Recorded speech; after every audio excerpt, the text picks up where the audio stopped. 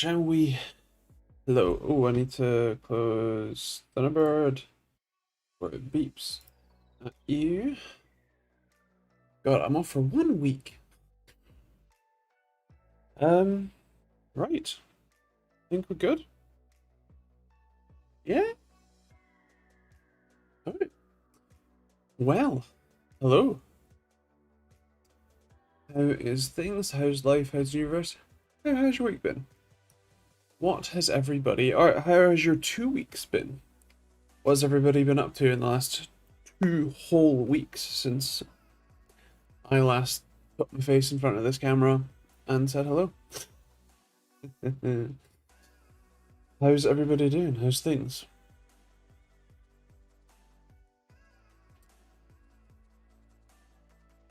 The good news is that the second eye surgery went well. I now can't see out of this eye very well. So I'm going to be reading your comments out of this eye. Um, yeah, yeah. But I was given the good pain meds, and that helped an awful lot. Um, so yeah. How's things?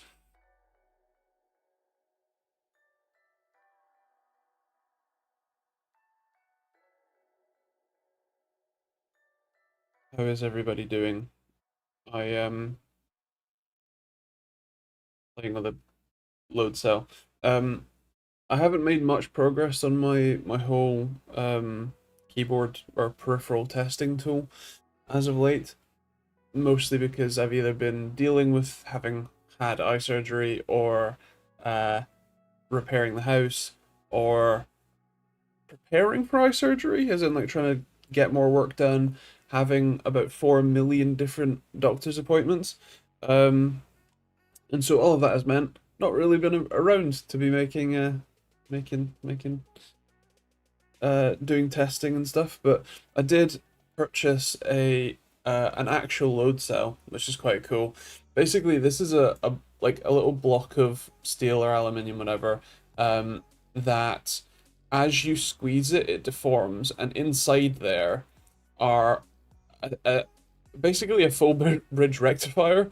So you push current into two of these wires and then sense voltage on the other two. And if you use a little chip like that one in there, you can actually measure that voltage and get like reliable force readings. Um, as you can see by the fact that it's still bundled up and not soldered to that board, haven't tested it yet. I do plan on getting around to that at some point, but yeah, I'm going to be interested to see how that compares to the force sensing resistors that I have been using, which is something like that. It's got a little dome glued on the end versus that. It's a bit bigger, but not that much bigger. So, yeah. Hello, Be Right. How you doing? How's things? How has your 2 weeks been? How's things?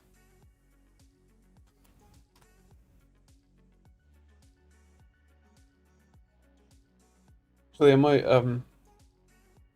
solder the board up while we're here. Why not? Um, good, wonderful. Glad to hear it.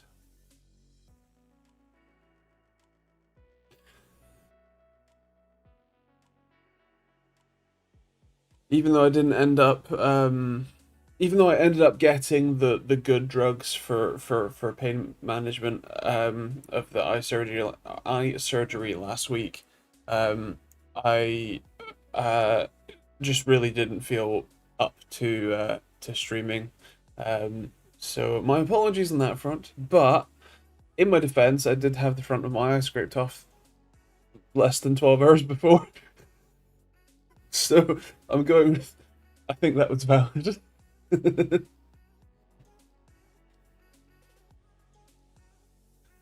Oh dear.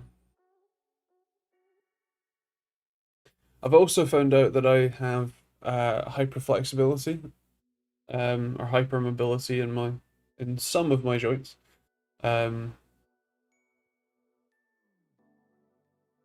there's a you can look it up, but there are basically a whole bunch of can you do can you put your thumb to your wrist? If so, you probably have hyperflexibility. Um, Stuff like that. Uh, and in my case, my lower back is very flexible, so I have no trouble like having my both knees up to my chest kind of thing. Leg behind the head almost used to be fine. Nowadays, bit tight, but yeah. So I've got some exercises to help with that. Hello, Elephant Tech X Gaming. How you doing? How's things? How am I doing? Okay. I can't really see out of this eye because I had eye surgery last week.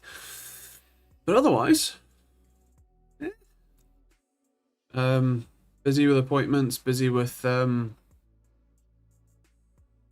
to do videos. Busy with trying to do videos while not being able to see well enough to read the scripts to be able to film my face. So luckily I have next Monday's video filmed already and like ready to go. So I'll actually be I won't be filming anything this week. I'm writing another script. I'm writing my third script right now. So I'll be filming 3 videos next week and editing them.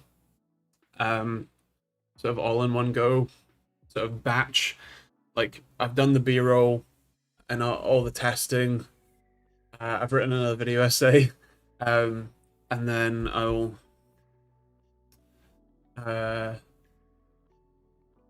just got actually film them all next week when my eye has hopefully healed at least a little bit more.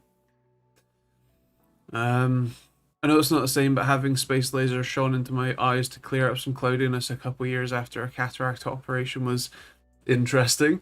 I mean, I bet the process for what I have, which is alcohol delamination surgery, is they put a little glass vial on your eye, like they numb your eye and whatnot.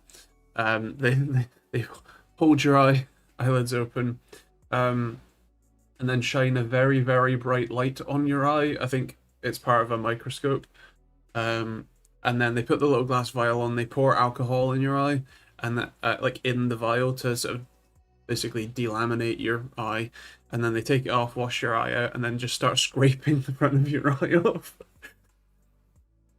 Luckily, because it's a really bright light, and they have a like canvas up over your head, you can't see with your other eye. So you can't really see much that's happening except just like tweezers with like scraping your eye basically. And yeah, it's weird.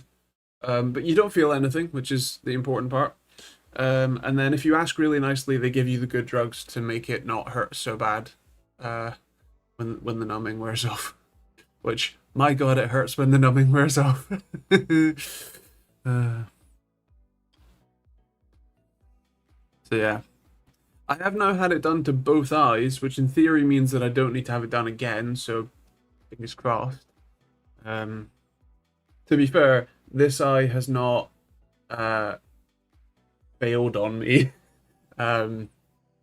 since having the operation, so that's good. And I'm hoping that this eye does the same. Although I do need to put drops in like artificial tears in my eyes. I think in an ideal world, I think they want me to do it 8 times a day. So yeah, that's not gonna happen. I wish. How you doing? How's things? What exactly happened to your eyes? I have, or potentially had, depending on how it goes, recurring corneal abrasion syndrome, which is basically where like the front layer of your eye detaches from the rest of your eye, gets really sort of scarred and sore, and then just reattaches like nothing happened. And especially when you blink, or even worse, when you go to sleep and your eyelids are closed, and the actual part of your eye starts dragging on your eyelids, and then it inflames itself and gets really really annoying, really really sore. That basically, and so the idea is if you just scrape off all of the scarred and not working tissue, new stuff grows in, and then profit. um, so yeah, yeah. Can I install windscreen washer jets for your eyes? I'd be quite handy because I can never remember to squirt that in my eye.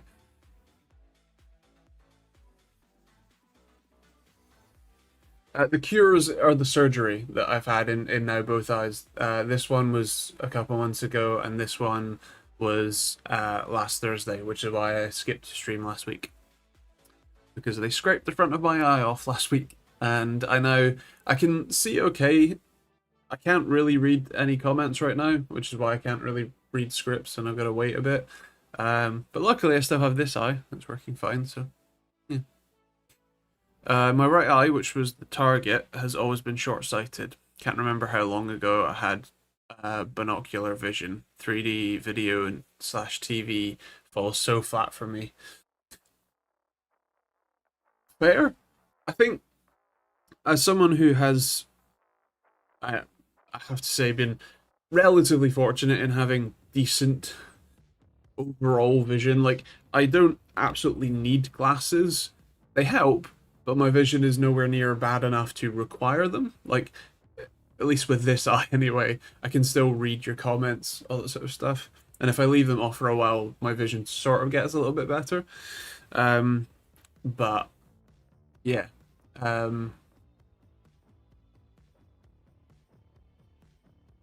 I can't imagine what, like, I think that the thing that's interesting for me on essentially like various various technologies, things like VR, AR, 3D.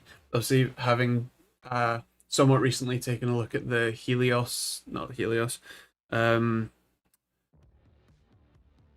Spatial Labs, Acer Spatial Labs 3D monitor. It didn't really work for me. Like, I got it, but it wasn't an enjoyable experience, and apparently that's pretty common for like half of the population. And the same thing with like VR. I don't get motion sick, so I can do basically anything in VR, including walking around, jumping around, um, racing sims, all that sort of stuff with no problem. But as an example, my friend Dan cannot play Pavlov because moving with the controller in VR but not moving in real life makes him throw up. um, so that extends to things like 3D for people who have binocular vision. And I think perhaps is a adoption limitation,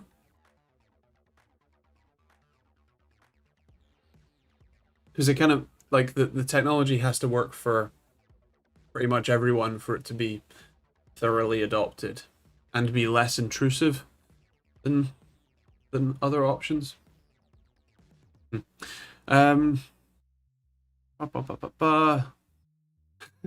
Can they just take a little off the top and fix the need for glasses? No, I think that's slightly different. I wanted to ask something. If it's possible, I'm stuck on a curved or flat monitor. So, generally speaking, curved monitors use VA, vertical alignment panels, whereas flat monitors can be TN, IPS, OLED, mini LED. And so, generally speaking, my preference, especially for gaming, is IPS or OLED these days, especially QD OLED or the newer LGW OLEDs. Anyway, the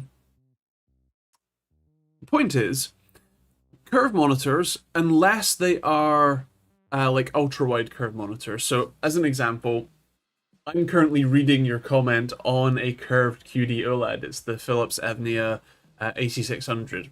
It's a very, very shallow curve. And to me, curved ultra wides make a lot of sense. Curved 16 by 9 monitors don't make much sense to me. So personally, curved if it's ultra wide is okay, depending on the panel, and call it otherwise flat. But it depends a lot on the specific monitor. Hello, Luca. How you doing, man? How's things?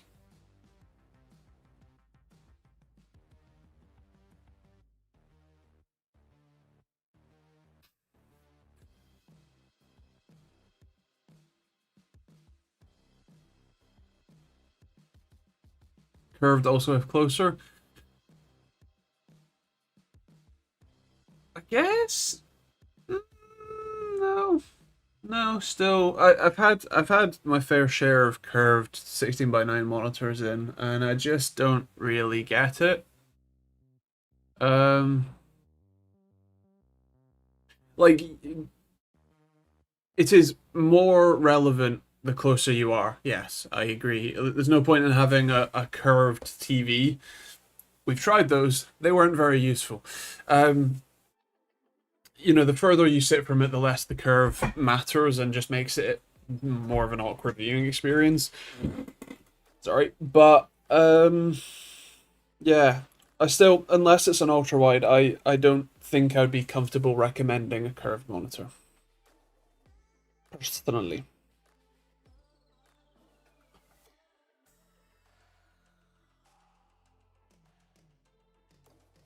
Basically, I got a curved monitor for gaming, but I've stumbled upon a lot of flat options. I don't know if I should change.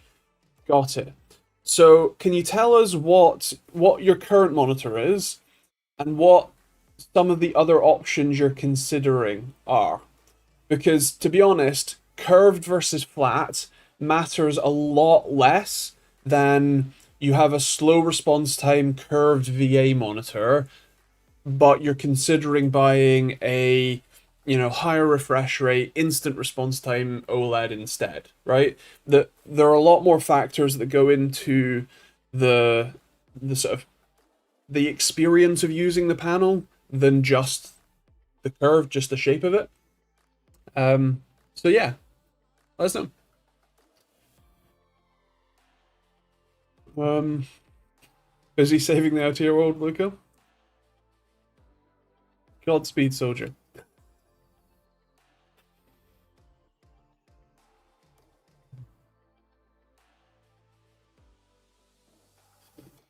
Uh, hello, Boomer. How you doing? Uh, the longer hair suits you. Uh, I'm, yourself is growing hair and a beard. I say I look like Grizzly Adams. I'm gonna have to Google him. Okay, fair. Maybe later. Well, thank you.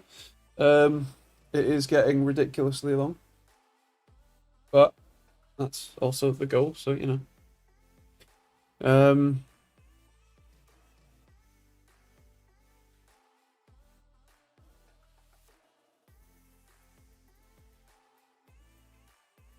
is Monday a bank holiday again, or did we just have it? We just had it, right? Or is it tomorrow? I don't remember. Um, Mostly because I just remember that I need to book a doctor's appointment on Monday. um, well, it doesn't say on the calendar, so just had it. Wonderful. Yeah, spring bank holiday was it? See, the fun thing about being self-employed is that you don't take bank holidays because there's no one else to do the work for you. So you just kind of need to do the work yourself, which means days don't really matter as much anymore. I'm generally good at not working, at least on like videos on the weekend. Tools and stuff, that's a different matter. But that's also because that's kind of a hobby and interest as well as sort of work. But yeah, worked a short shift for a whole day's pay. Wonderful. Love to see it. Um, I have a 27-inch Asus. I've come across a monitor that's like an elevator, goes up and down. Considering my small desk, I may want to change. Okay, might need a bit more detail. Especially because uh, most monitors have height adjustable stands. Um,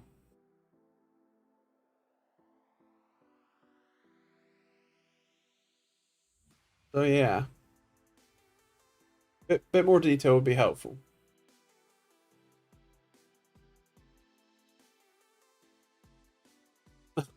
Your creative calendar clock is more ephemeral for interacting with stiffs.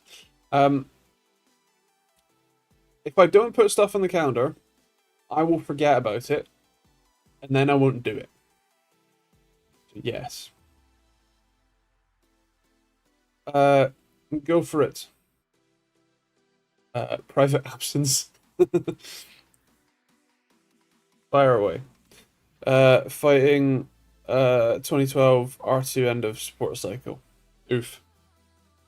So can I? Sorry for hitting the mic. No, I just want to.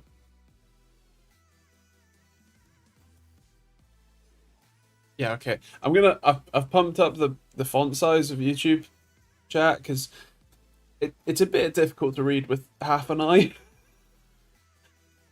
I need to have another eye test once this is healed because it has changed a bit. It's changed a bit anyway, but it's changed a bit more. So yeah, I need to. Hello John, how you doing?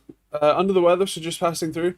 Well, I hope you get better. I hope all is well otherwise. Um, yeah.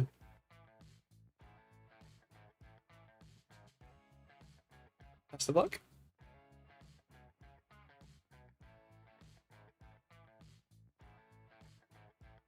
Um, that's also true-ish. That's also true. I found out that sample rate doesn't mean the exact latency. It has to sync with a timer in the Arduino, I'm pretty sure. If you know anything about this, what's the actual latency? Um, so, uh, technically, yes. The latency figure that is reported is the average latency. However, uh, the pretty pretty extensive testing that I've done over the years through both tools has shown that you're talking sub microsecond like dithering or jitter between samples because the thing that the tool is doing is literally just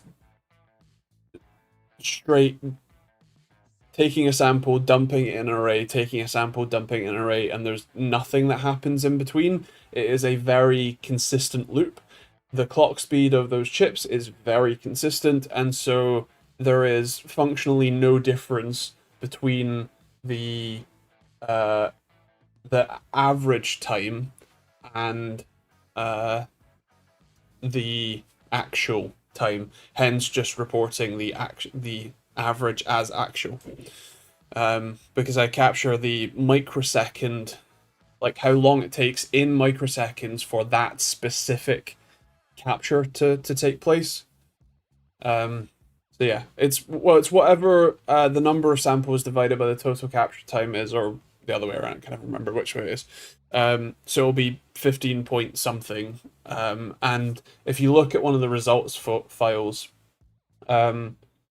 with multiple tests, or multiple like samples in it, what you'll find is that there is a very small amount of variation between each run, which is why it's not just the latency tool does 15 microseconds and that's it.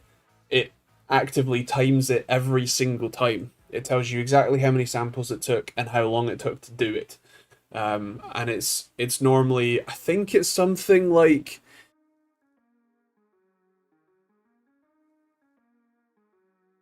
I want to get it right. I think it's no more than about 10 microsecond difference across something like 12,000 samples between.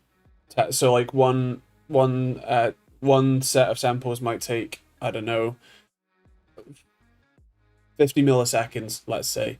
But it might take 50,012 microseconds, and then the next one might take 50,008, and then 50,014 or something.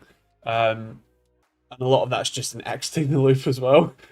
So yeah, there's functionally no difference, which is why I just report the accuracy basically.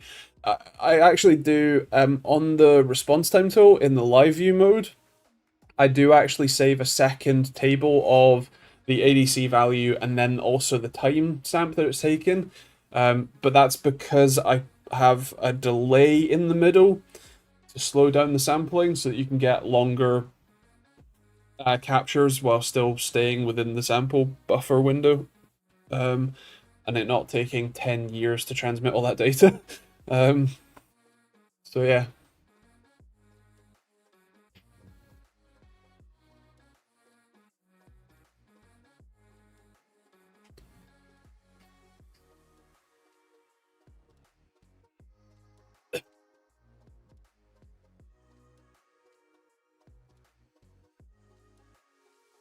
And John, I've apparently done my best to perish, but I'm still here. um, yeah. And yes, I when I said that I put some zoom on the YouTubes, that's what I meant. I've magnified the chat. It was getting it was a bit difficult to read, so I've made it a bit, grammar spec. um, bit bigger, yeah. Oh,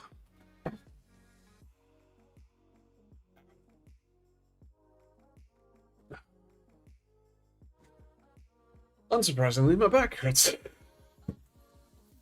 Uh, my my wife's car failed its MOT. Was it Tuesday? Um, and we've sorted out. So it failed partially on rust. The rear sills was bad. We found a local welder who's gonna fix it up on the weekend. But it also needs basically whole new front suspension. Well, okay. No, what's funny is it only needs what was it? Basically just a front wheel bearing and drive shaft and drop links. That's it. It only needs one wheel bearing, two anti-roll bar drop links, and a new drive shaft boot technically, but it's easier to just replace the drive shaft. Um, Now the garage wanted at least £700 to do that, to do the mechanical stuff, not including the welding. Um, so I went, nah, I'm gonna do it. And bought all the parts. Uh, the parts only cost like 350 quid, which is wonderful. And what's also funny is that, so the way that those wheel bearings work is that they're actually just bolt in. You don't need a press or anything. They do just bolt into the knuckle. The problem is that the bolts get seized real bad, and they're also Torx bolts, which is a really bad idea. Really crusty suspension, and they're going to strip out really easily. So you the easiest option is to just buy a new knuckle for £63, and then buy a new wheel bearing, and then just replace the whole knuckle. So that's what I'm doing.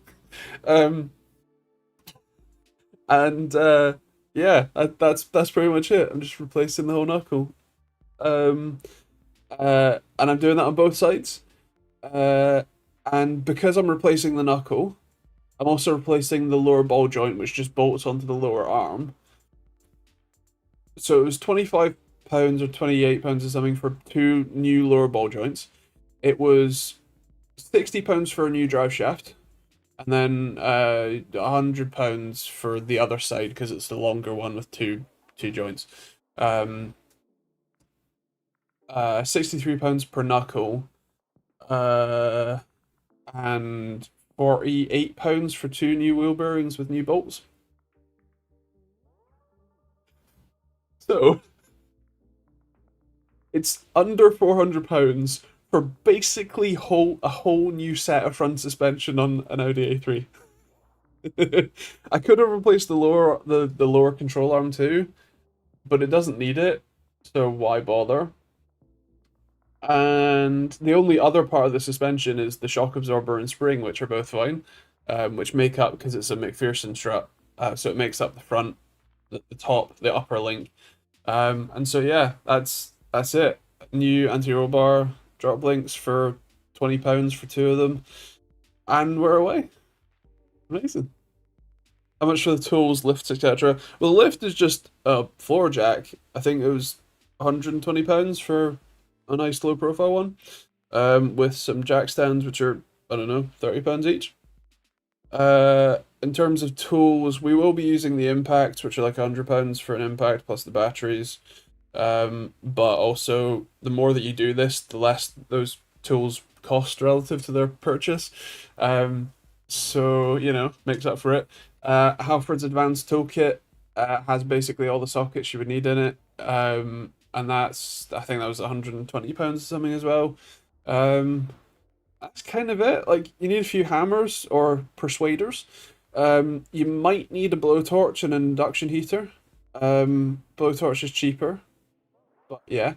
Um, you might need one of those knuckle opener tools, which I happen to have already bought years ago and have not used yet because I've not actually had to do this job yet. Um, and yeah, kind of it. I mean, you need a torque wrench to put it all back together. Breaker bar to crack some stuff loose, probably. That's kind of it. All right. Yeah. Oh no, I have all of the tools already. I've been working on my own cars since I passed my test. I have been my own like service mechanic since I was 17. Um, I've replaced an entire rear subframe on a BMW 5 Series without a lift.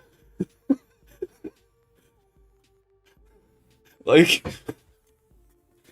I have some experience. Uh, um, Actually, do you know what's scarier is diffusing the bomb that is a spring a coilover. That was terrifying. Even with spring compressors, it was terrifying. Hello B, how do you man?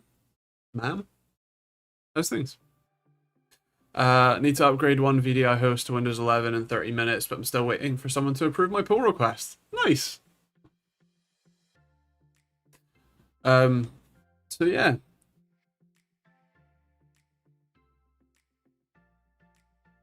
Yes, no eye patch. I mean, no eye patch. Was post day one. For those who didn't see the post, well, as I've mentioned 4,000 times already, I had eye surgery last week, and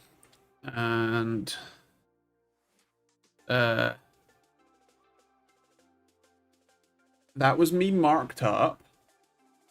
Yes, they do draw the arrows on your face to let you know, let them know which one is that they're going for, and then that's the eye patch. Immediately post surgery, you can already see it swelling as well, which is funny. Yeah, yeah. And then with a pad patched. There you go.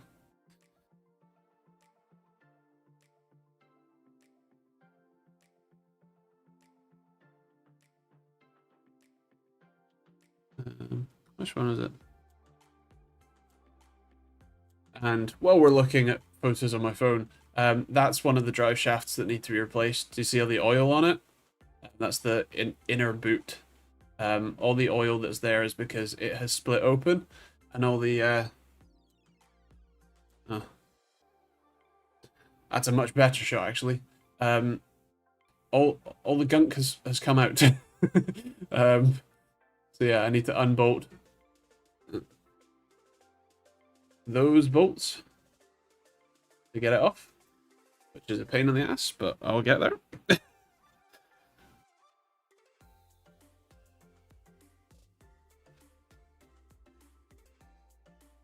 I think there's enough room, and if not, I'm gonna go to Halfords and buy more extensions because I kind of want some more anyway. I've got these little shims in the end of my drive shaft going back into the back of the wheel bearing. Apparently stops the CV exploding. So I think I think I know what you mean. It stacks the axle back a little bit such that you can but for those that don't know, your drive shafts are made up of especially the outer axles on independent suspension vehicles. So for you Americans out there with your solid axles, this doesn't apply to you. You just have a tube with a bar in it. Real simple. But for those sorts of CV axles, what you have is a tri-lobed cup. 3 of these. And then inside that is 3 roller bearings on a stick, basically. And as your transmission spins it, those translate the force sideways into spinning motion for your wheels. However, because the wheel moves up and down in its suspension travel, it actually moves the those bearings in and out slightly throughout the travel. And if it's improperly aligned, what can happen is as the wheel droops, to full droop, or fully up, mostly full droop, those bearings can actually slip out of the cup and then kablamo. That can happen on the other side, but that's less common because that's normally pinned in, and the ball bearings as part of the actual CV joint tend to be kind of locked in, and you need to very carefully remove them before it will come apart. But yeah, it can happen, and so basically if you add some shims, that pushes it back in a little bit such that those bearings can't fall out ever, which is a good thing, but also the chances of you being at full droop under load while it actually falls out, it's kind of rare. Also, it often requires the whole engine assembly to have swung a bit on the rubber mounts, so yeah. Yeah, it's normally not, the part that breaks on drive shafts is normally not the shaft. Because that's normally a solid bit of steel. It's or iron. Still just fancy iron. Contaminated iron.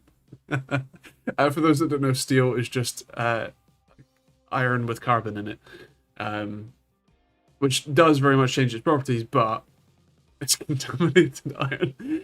Anyway, where was I going with that?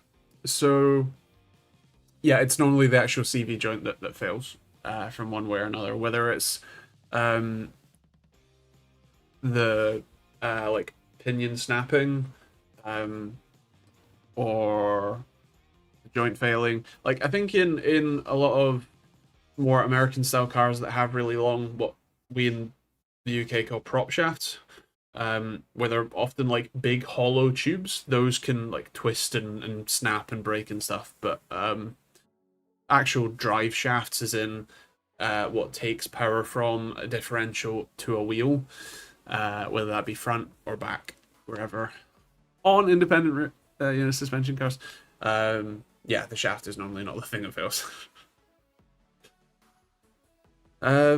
And no, a CV exploding is not a good time. Although it's actually worse if it does explode on the outside. CV is constant velocity joint. So basically, the idea is that there's lots of there are lots of, well, different types of movable joint. Technically speaking, a CV joint is a specific form of joint, but basically the idea is that if you need two things to rotate, but those things need to have independent position movement.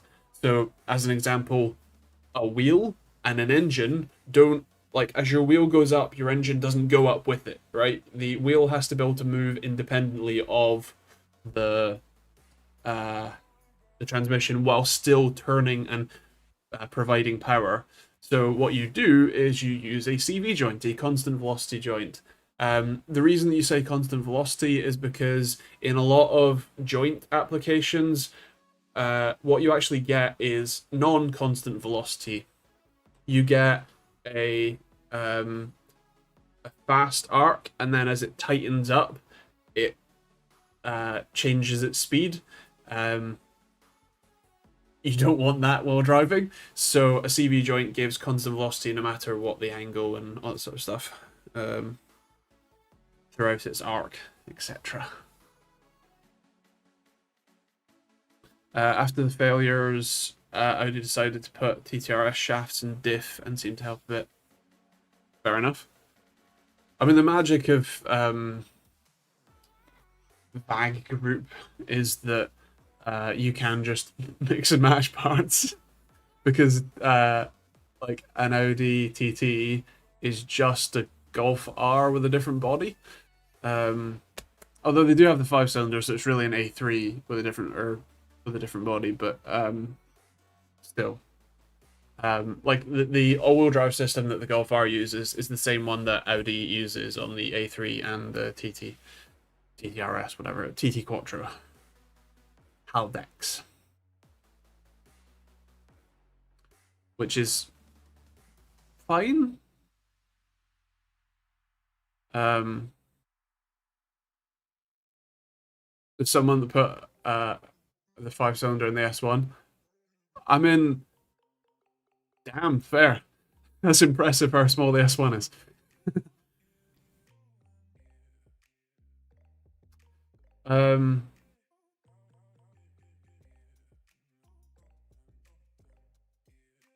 And yeah, hello B. How you doing? How's things? And yeah, all seems to be recovering as normal with the eye.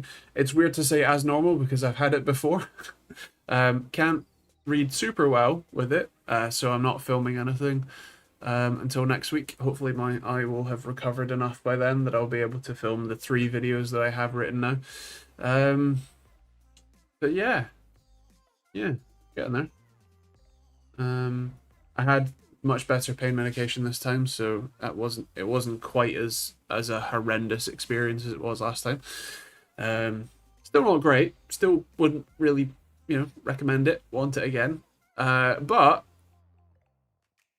this eye has not failed me since, so hopefully this eye won't either.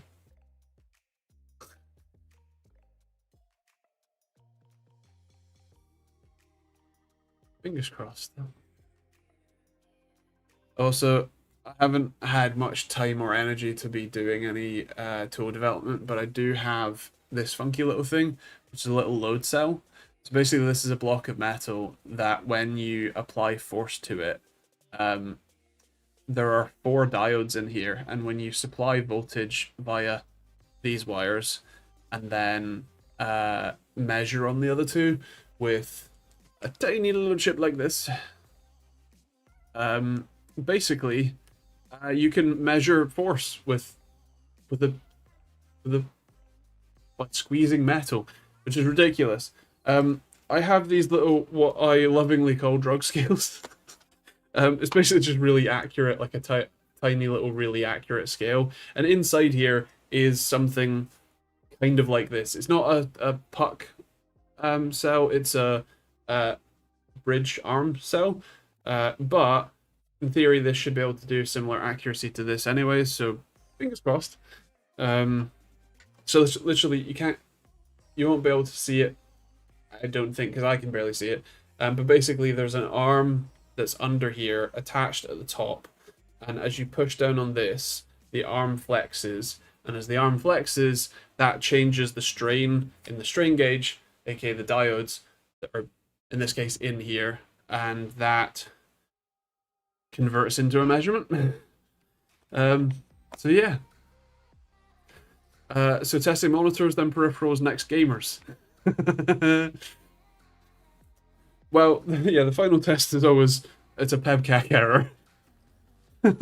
um, I don't know. Yeah,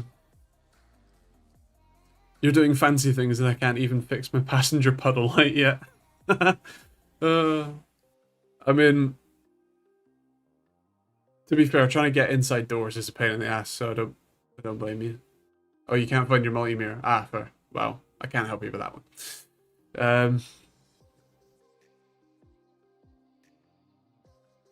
I do actually have some poly bushes and some spare arms for my car. I just have not done it yet. And it's been years. No thank you. In fact, I quite like it how it is. In fact, I'd like it to be longer. Well, the light works in the other door, so it's definitely wiring and not fuse as the other lights work. There, is it LED? I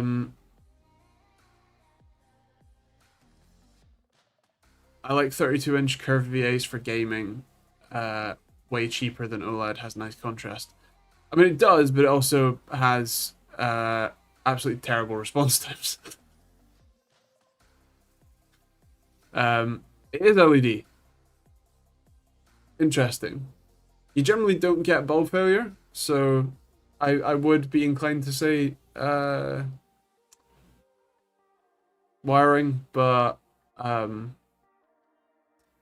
yeah. And yes, thank you, Ish. That is indeed the PEBCAC error. Also ID 10T, etc. But PEBCAC is more applicable for gamers, I think. Yeah. Or in other words, scale issue. The fast VA ones are good enough for casual CS2. I mean, yeah, fair enough. One of the sort of interesting things about being a reviewer, especially for monitors, is that there is a discrepancy between what the actual results tell you, which is, you know, for VAs, especially in the darker transitions, it's a pretty naff affair, but also the user experience matters more than the actual results. So yes, the transitions are often terrible at the low end, but if you're playing the right sort of game, who cares? If you don't notice it, you know, can you get better? Can you have a better experience? Sure. For the money, and also like with VAs, if you do prefer the better contrast for like content consumption, or even just more storytelling, like story-based games. So, yeah. ID10T reminds me of the 10 base T or whatever networking instead of ID10T. Joke on idiot, but it sounds more technical. Yeah, I mean, 10 base T. What's the is it 10T100? 10T1000? No, it's yeah. I vaguely know what that is too.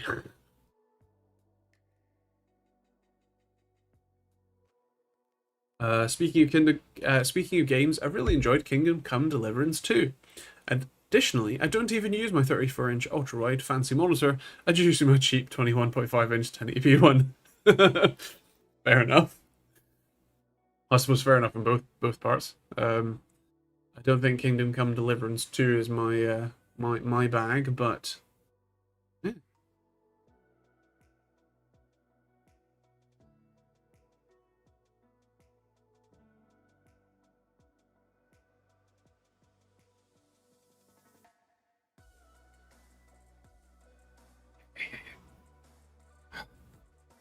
The joys of being in pain every day. It's the only game my partner lets me play.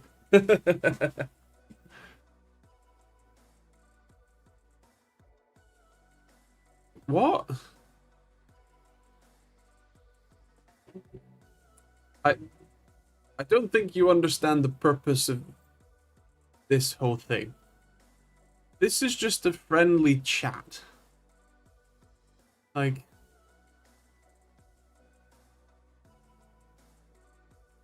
new white monitor shown at CES. Nice.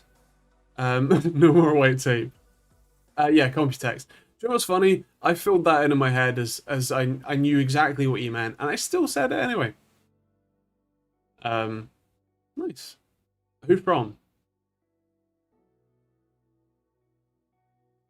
I haven't really like I've seen some of the stuff from Computex, but also like a lot of it is either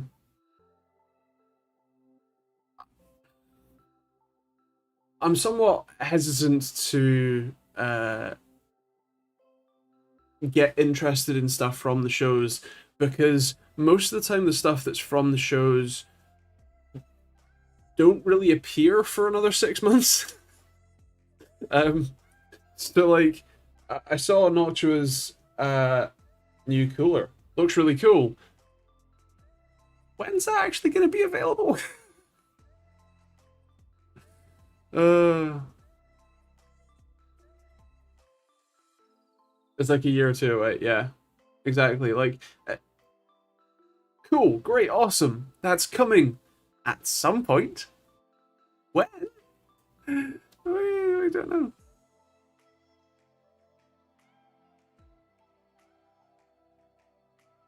The thermosiphon thingy, at least a year. Yeah, exactly. Um, and then like I think the majority of stuff that I saw, at least I saw, people like Steve from Gamers Nexus and Hardware Unboxed and whatnot. Hardware Canucks and talking about was like cases and stuff. And I just don't really care about cases. As someone who built PC into my desk, like cases are a very functional item for me. Don't really care for the styling or, you know, like having screens in them or whatever. Whatever. Uh, so I just, I don't know. Yeah.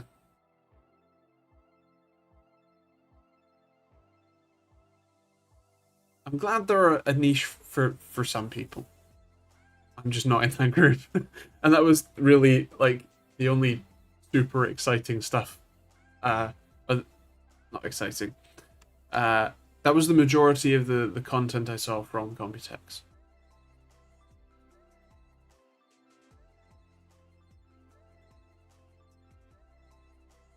Yes, Noctua has, in theory, a thermosiphon for cooling. Um, it's sort of liquid cooler type thing now that the Asetek patent has expired. um, yeah, they're finally doing a liquid cooler. But not just any liquid cooler, because it's Noctua.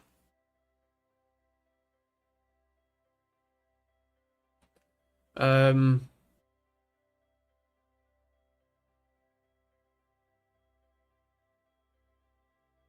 ba, ba, ba, ba, ba. I'm trying to decipher what you said, B, but bit difficult. Uh, Um. Oh no, don't hush. I'm trying to understand. Uh, the Sonic instead of season. Yeah. Uh,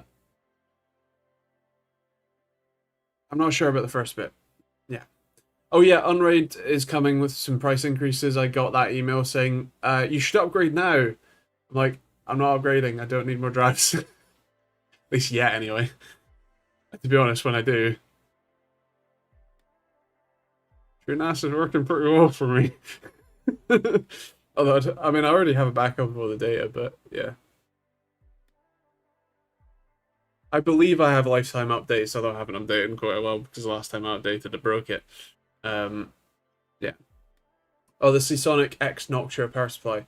Well, I do know that the Noctua released design files for a new power supply fan grill that um, increases airflow, decreases noise, and uh, better. So you can like 3D print one and stick it on, like stick it in your power supply, which is pretty cool. And that is part of their yes collab crossover with Seasonic.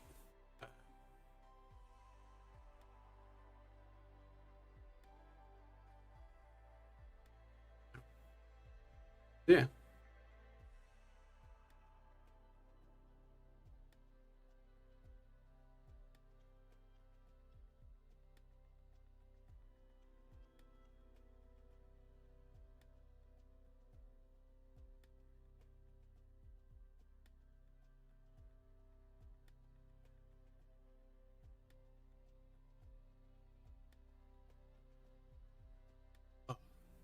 One of the downsides of having to put antibiotic and steroid drops in my eyes like 5, 6 times a day is that they like leak down your like tear duct or whatever and then like down into your throat and then it like really messes with your vocal cords, so it kind of hurts right now. um, um 210 mil is pretty chunky for a power supply, yeah. um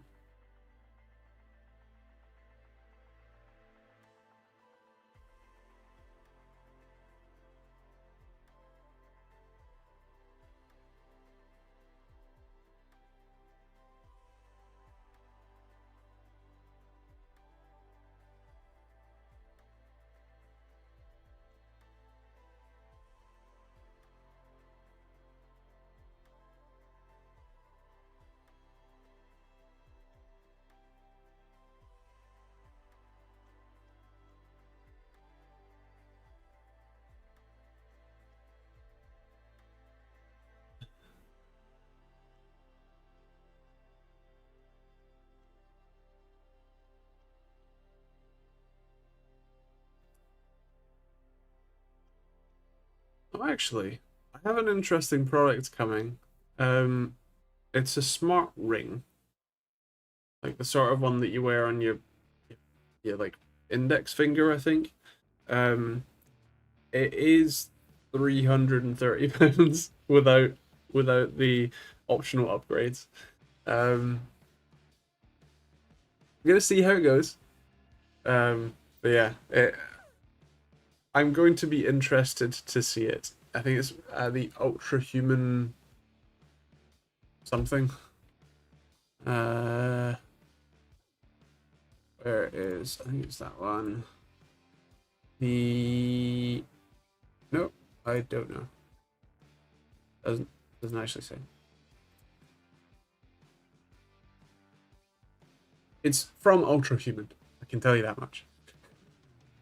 Um, so they ship you a ring sizing kit, and then you pick what size you need, and then they send you one. Well, they send me one. um, so yeah, see how that goes. Um, I also have an all SSD NAS just down there. It's so close to being actually good. So close. And they've royally fucked it. Oh, that's the video that I started writing today, and I'm gonna finish writing tomorrow.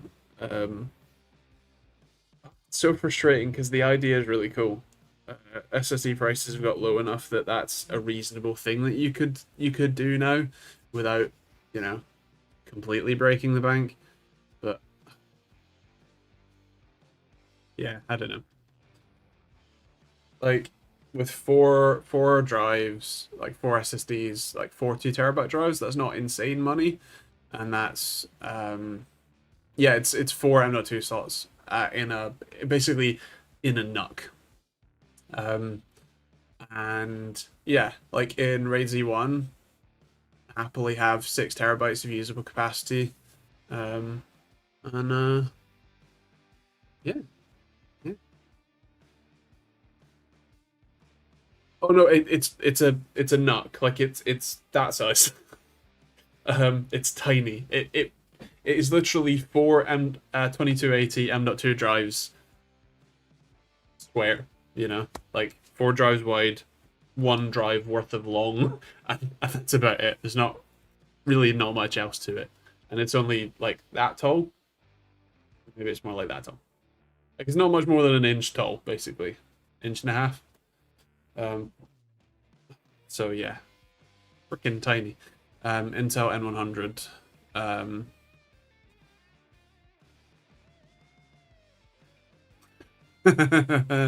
oh, I'd love that, but I don't have $1 million. Um, my actual NASs are two desktop, like mid slash full tower cases. Yeah. Um, I have six drives in one and four drives in another. Yeah, yeah, yeah.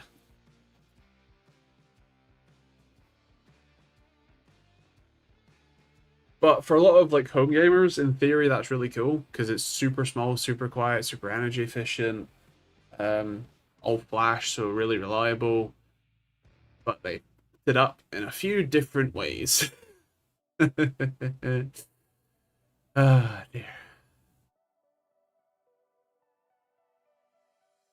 So yeah. Well, I think I'm going to go put some more drops in my eye. Um, so I will see you all next week. There will still be a normal. It's 2.5 gig LAN and Intel N100. Yeah, 8 gigs of RAM. Um, but yeah. Otherwise, see you Monday for a video, and then next week for a stream. Yeah. Right. I hope you all have a good week. I hope you all stay safe. Hope you all have fun. And I'll catch you all next week. Bye.